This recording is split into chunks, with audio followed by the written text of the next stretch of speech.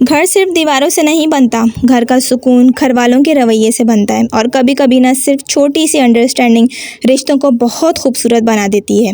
आज का व्लॉग मैंने इसी टॉपिक पे बनाया है कि जो समर वेकेशन स्टार्ट हो चुकी हैं, कराची के स्कूल जो है गर्मियों की छुट्टियों का आगाज़ हो चुका है। सारे बच्चे अपने घर पे खेल कूद में मसरूफ़ हैं। वहीं सारी अम्माएँ, सारी जो बेटियां हैं, बीवियां हैं, वो सब अपने अपने मैके की तरफ रुख कर रही हैं और अपने मैके में छुट्टियों गुजारने का इरादा है। तो इस मौके पर गर्मियों की छुट्टियों में जब भाभियाँ, ख़ास तौर पे जब भाभियाँ घर पे होती हैं और नंदे आती हैं, तो क्या तल्ख़ कलामी होती है या क्या घर का माहौल किस तरह से मैनेज करना है आपको, और क्या ऐसी रवैये हैं, क्या ऐसी बातें हैं जो कि आपको अवॉइड करनी है जिससे घर का सुकून बरकरार रहे।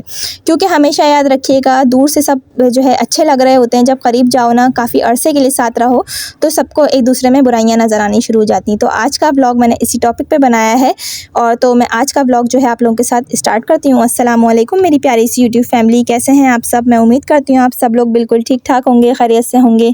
अल्हम्दुलिल्लाह मैं भी बिल्कुल ठीक ठाक हूँ। Welcome to my YouTube channel. आज का जो व्लॉग है वो मैंने बनाया है आप लोगों के बहुत ज़बरदस्त से टॉपिक मैंने सेलेक्ट किया है, ताकि आप लोगों को इससे थोड़ा सा जो है टिप्स मिलें। तो मैं आप लोगों से बात कर रही समर वेकेशन की, ठीक है। गर्मियों की छुट्टियां आते ही ना बहुत सी सिस्टर्स अपनी अम्मी के घर जाती हैं, रुख करती हैं अपने मैके का। जाहिर सी बात है, इस दिन का सबको इंतज़ार होता है कि बेटियां माँ से कब मिलेंगी, अपनी बहनों से कब मिलेंगी। शादीशुदा बहनें जो है घर में इकट्ठा होती हैं, जो जिन सिस्टर्स की मैरिज नहीं हुई होती है, यानी कि बगैर शादीशुदा होती हैं, अनमैरिड होती हैं, तो वो भी सब जो है अपने भांजियों का इंतज़ार कर रही होती हैं कि वो हमारे घर में कब आएंगे और हम लोग जो है एंजॉय करेंगे। वहीं क्या होता है कि खुशियाँ होती हैं, माहौल बहुत लाइवली होता है, अच्छा लगता है सब कुछ। लेकिन कभी कभी ना क्या होता है, जाने अनजाने में कुछ ऐसी गलतियाँ हो जाती हैं जो भाभी को मेंटली तौर पे परेशान कर देती हैं, अफसरदा कर देती हैं, उनको थका देती हैं। तो हमें क्या करना चाहिए इस सूरत में कि हम जो है कुछ मैं आप लोग को टिप्स दूंगी जो कि आप लोग ज़रूर फॉलो कीजिएगा। इससे क्या होगा कि घर में कभी भी इंशाल्लाह ताला लड़ाई भी नहीं होगी और आराम से आपकी गर्मियों की छुट्टियां अपने मैके में गुजरेंगी। आज की वीडियो जो है वो किसी को बुरा फील कराने के लिए नहीं मैं बना रही हूँ, बल्कि सिर्फ़ और सिर्फ इतना समझाने के लिए है कि अगर हमसे थोड़ी बहुत सी अगर हम केयर करें ना, तो घर का माहौल और भी बहुत ज़्यादा प्यारा हो सकता है, ठीक है। थोड़ी सी बस केयर करने की ज़रूरत है।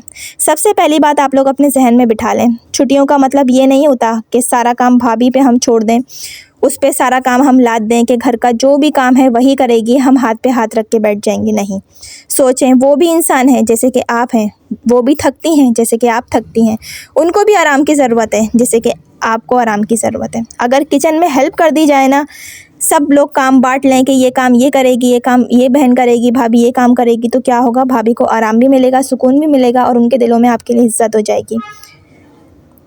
या अपनी प्लेट्स आप खुद रख दें, खाना खा के अगर आप प्लेट सिंक में रखें, धो दें और थोड़ा बहुत भाभी की हेल्प करवा दें किचन में। अगर वो उन्होंने आटा गूंदा है तो आप रोटी डाल दें, या अगर भाभी ने रोटी डाली है तो आप सालन जो है वो तैयार कर दें। तो इस तरह अगर आप कुछ कुछ कामों में अगर भाभी के साथ मदद करवाएंगी ना, तो देखिएगा भाभी के दिल में भी आपके लिए जगह बनेगी कि भाई ये मुझे नौकरानी नहीं समझती है, ये मेरे घर में कामों में मेरा हाथ बटाती है और मेरी परेशानी को समझती है। तो यकीन कीजिए, दिल में रिस्पेक्ट और मोहब्बत ना दोनों बढ़ती जाती है। भाभी बुरी नहीं होती, ना ही नंद बुरी होती है। ये जो रिश्ते होते हैं ना, ये निभाना बड़ा मुश्किल होता है, बस हमें समझने की ज़रूरत होती है। दूसरी बात भी मैं आप लोगों को याद दिलाती चलूँ कि हर वक्त अननेसेसरी डिमांड्स नहीं किया करें। कभी ये बना दें, कभी वो ला दें, कभी ऐसी चीज़ मंगवा लें जो बहुत महंगी है, उनकी हैसियत ना हो, वो शर्मा हुजूरी आपको ला के देते हैं, एहसास कर लें, लिहाज कर लें। कभी आपने ऐसी चीज़ की फरमाइश कर दी जो डिश बहुत मुश्किल से बनती हो और बहुत गर्मी का मौसम है, बच्चे भी छोटे हैं, वो ना बना सकें, वो परेशान हो जाएं। आपको इस चीज़ का एहसास खुद करना है। ये चीज़ें ना छोटी छोटी लगती हैं, लेकिन डेली रूटीन डिस्टर्ब हो जाती है, क्योंकि इंसान के पास पहले ही ज़िंदगी में बहुत ज़्यादा हर किसी इंसान के पास, ख़ास करके हाउस वाइफ के पास, घर का इतना ज़्यादा ढेरों ढेर काम पड़ा होता है। उसमें अगर कोई इस तरह की फरमाइशें करे ना, तो थोड़ा सा मुश्किल हो जाता है और फिर घर का सुकून धीरे धीरे ख़त्म होने लगता है। और भाभी जो है उसके दिल में ये बात आ जाती है कि भाई हमारी नंद जो है वो सिर्फ ऑर्डर देती रहती हैं, आके उनको नज़र नहीं आता कि मैं कितना काम करती हूँ, ना वो हेल्प करती हैं, और वो हेल्प करने के बजाय मेरे काम को और ज़्यादा बढ़ा देती हैं। तो इन सब चीज़ों से क्या होता है कि झगड़ा शुरू होता है।